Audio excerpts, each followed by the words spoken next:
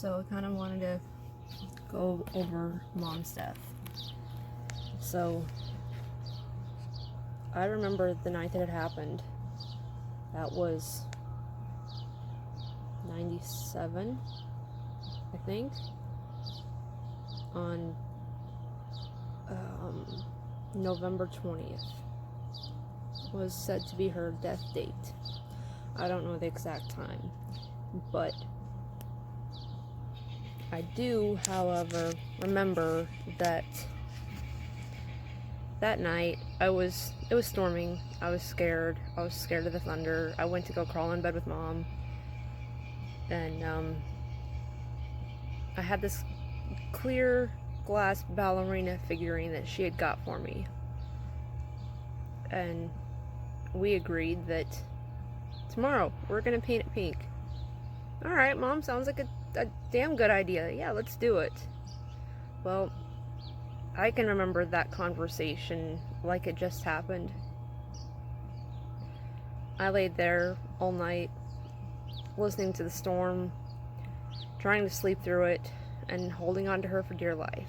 I was clinging on to her throughout the whole night. And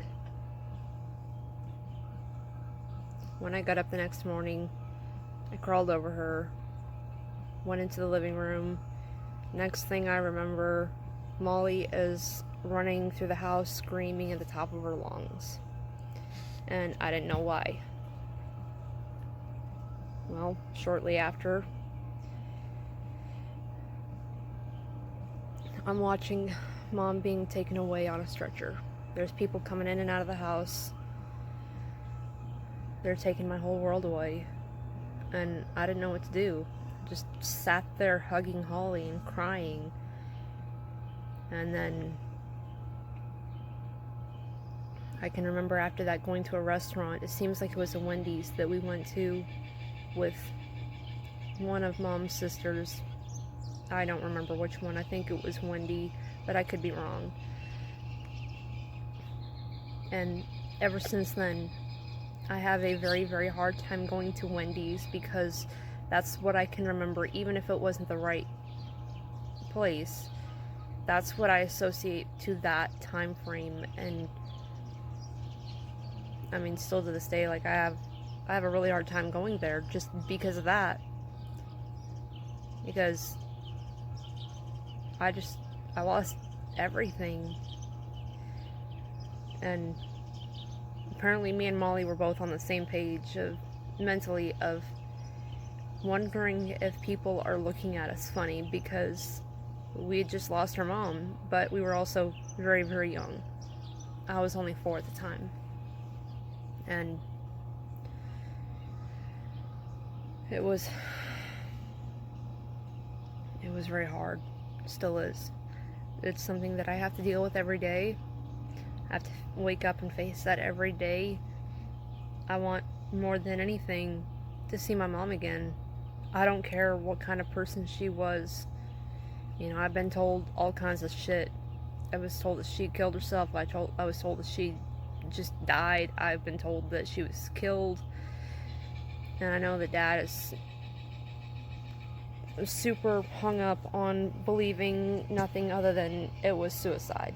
Because that's what the cops said, because they had lost the evidence to prove that it was in fact a murder, which it was.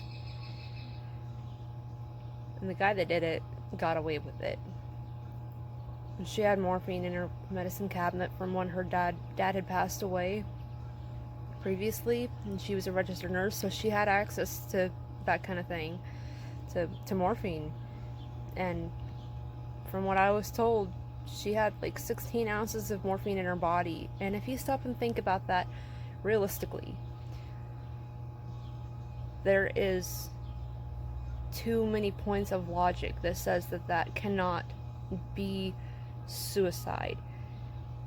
Because I have never tried it myself. I highly doubt that I ever will try morphine ever in my life. But I would think that, you know, once you get so far with, you get so much morphine in your system, after that, you just kind of go unconscious. And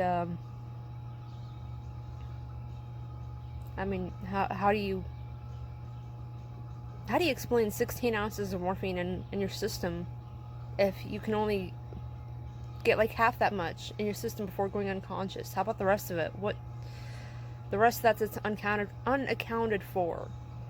How is that explained? It's still to this day something that is unanswered for me. I don't know if I'll ever have any answers, but that's at least my perspective.